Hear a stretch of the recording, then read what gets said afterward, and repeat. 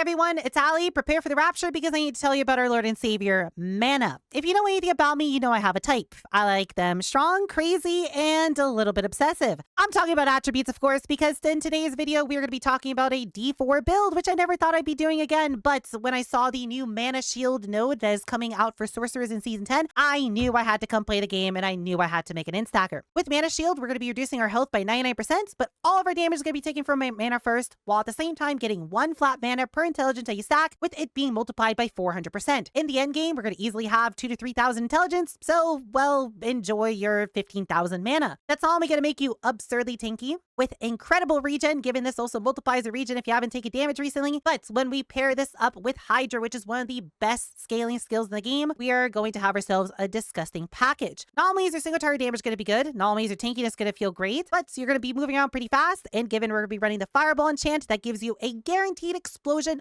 on kill, and given that both this and Hydra are fire damage skills, and we're going to be scaling critical strike chance to the absolute moon, those fireballs are going to do a disgusting amount of damage when you kill a single monster, and they're going to chain across the whole screen, giving you very comfortable clear. I've had a fun time leveling this so far, and if you've never followed an Allie guide before, the way we're going to be going about this is going to be a build guide that's going to come out in multiple parts, where I'm going to be doing daily updates as I play through the build, and we figure out new tech and figure out how to best progress everything. And after a while, we're also going to talk about what the mid game and end game is going to be like, and I'm going to literally carry your hand through every single tiny step of this build. There's also going to be a build planner on D4 builds. This is going to have multiple build variants added to it as we progress through. That's going to show you all the gear at every single point in the build that you're going to want, along with the exact stats, the skill progression tree, your Paragon, your mercenaries, and everything else. This is going to be a pretty extensive note section that's going to be written as we play through this. It's going to literally tell you everything that you're going to want to know that we're going to be going over in these videos and more. So please do check that out, as I'm going to be putting quite a lot of time and effort into it. With all said, let's get into all of it. But first, a quick word from our sponsor.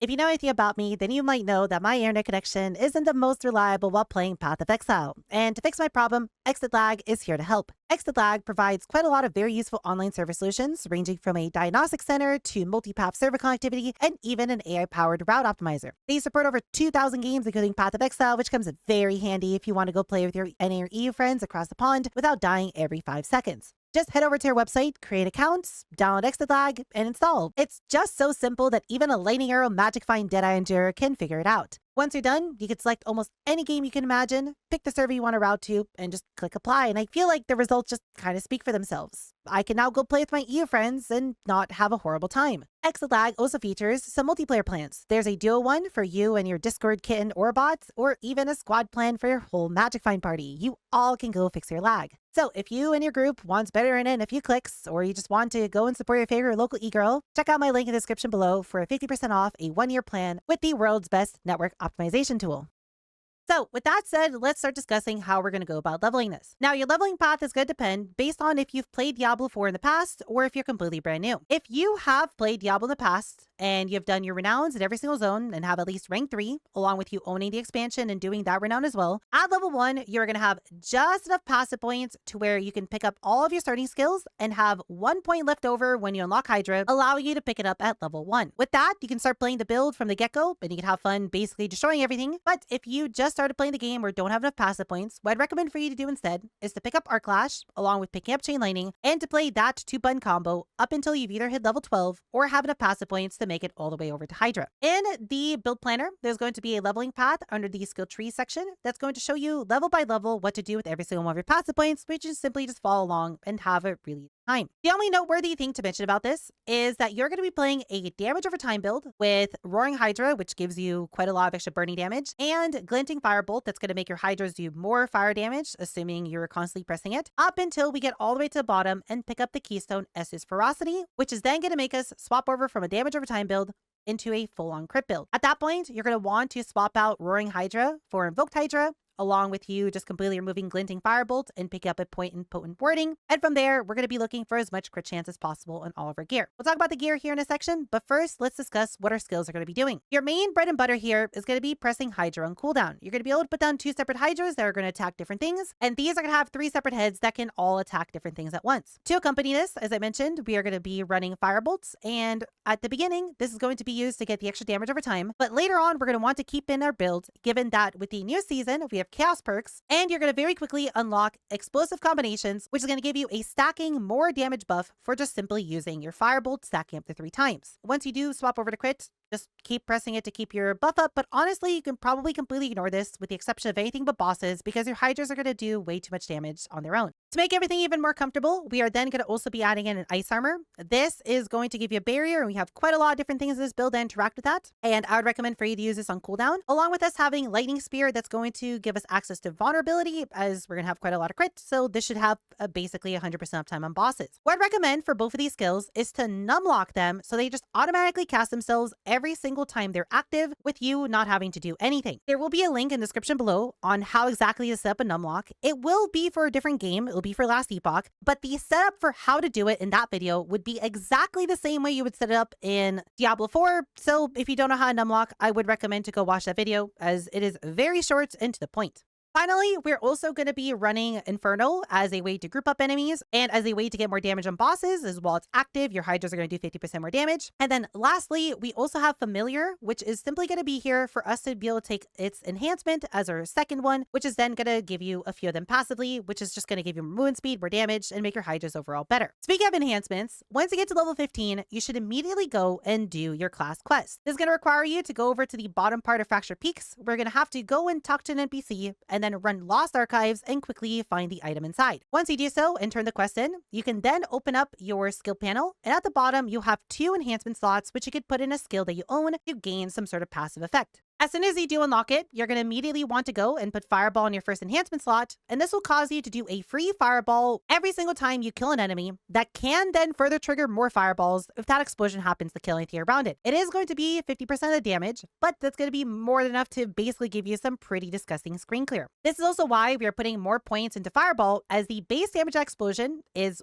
half of whatever your Fireball is meant to do, so us putting 5 rings into it just gives you significantly better clear. Any sort of crit chance that we also scale in the build will apply to this Fireball, so as you get yourself better gear, your Fireballs will keep up with you, giving you some very, very disgusting screen wipes. For your second enhancement, level 30, you're then going to put on Familiar in your second slot. This will cause you to sometimes summon a few of them every time you're pressing Lightning Spear and Hydra, which is just going to give you an extra 10% damage through Invoke Familiar. And more importantly, it's just going to give you a bunch of extra summon damage and movement speed through Primordial Binding. Later on, we're going to be dropping Familiar from the build completely, but while leveling, this skill is really solid. I'd also recommend for you to actually manually press it yourself up until you unlock Infernal, as you will have an open slot on your skills that otherwise is doing nothing. But once you do get to level 30 and put in your second enhancement slot, do feel free to just completely remove it. As for the gear and the kind of stats you're going to look on it, it's honestly going to be pretty straight to the point. First off, try to find life on every single item that you have, as honestly, we're going to do way too much damage and we're never going to have any struggles with it, so we might as well just become as tanky as possible to not have any issues while leveling. On top of that, try to find attack speed, critical strike chance, and critical damage on your gloves, your rings, and your amulets, as they're going to be your greatest scaler. But do keep in mind, until you get S10 Sorc, that crit isn't going to do anything for you, and you're instead going to want to look for some damage over time on your weapon and anywhere else you might be able to find it. Do you try to keep any sort of crit items that you might find along the way for the swap once you do get to S2s? And then outside of that, any sort of just generic percent increased damage is also a great stat, along with you trying to find a little bit of vulnerability damage if possible as your last resort when it comes to scaling damage, but I wouldn't really worry too much about it, as that's only going to really do something on bosses. Try to make sure you always find a pair of boots with movement speed on them. That's going to be by far the most important stat while progressing, just to make everything faster. And personally, I decided to also go look for movement speed on my amulets, and I refused to run any amulets while leveling that did not have movement speed on it, as again, we are way too overpowered when it comes to leveling, and you're not going to be struggling with anything. If you want a little bit more info on the gear stats and the exact priority you're going to want on everything, I do recommend for you to come over to Rin Planner and check out the gear section at the bottom, as it's going to have all the stats that you want in every single piece of gear, as well as the order of importance for all of your tempers. The only thing that I really need to draw attention to here is going to be on your weapon. We're going to immediately want to temper a weapon with additional Hydra heads, and pretty much any weapon that doesn't have this on it is not going to be usable. For all of your gems, I would recommend for you to use Topaz in all of your armor slots, along with 2 amethysts in your weapons while you're still playing the burning setup, then swapping over to 2 emeralds once you go to crit, and then just skulls in all of your jewelry for the extra armor. There's also going to be quite a few very useful aspects for you to go farm. They're going to come from various dungeons, and I recommend at level 1 for you to go out and grab them, as they're going to make everything a lot easier. These are all going to be in the build planner, and if you just simply hover over every single one of the items here, you'll see exactly where it drops, and the only ones that are not going to have a direct drop are going to be Coincide Aspect, an Aspect of Nebula Fates, which you're unfortunately just going to have to hope that you find on the ground. These are not extremely important for you to find, and they're just nice to haves more than anything else,